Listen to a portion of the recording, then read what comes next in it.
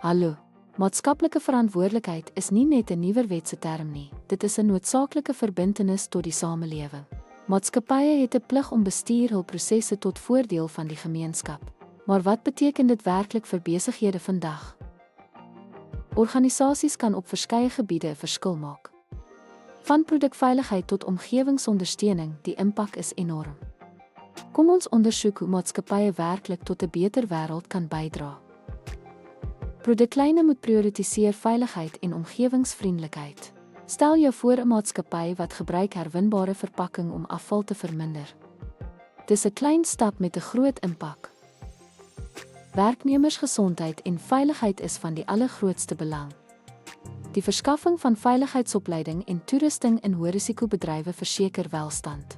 Intussen is die vermindering van besoedeling en die bevordering van volhoubaarheid belangrike omgewingsverantwoordelikhede. Die ondersteuning van benadeelde gemeenskappe en minderheidsbesighede versterk eksterne betrekkinge.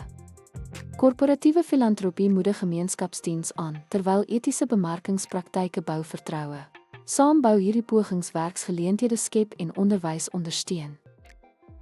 Die positiewe samelewing, die impak van verantwoordelikheid strek verder as die onmiddellike sakevoordele. Etiese betrokkenheid verbeter 'n maatskappy se reputasie. Oorweeg werklike voorbeelde van maatskappye wat 'n verskil maak en 'n standaard stel vir ander om te volg.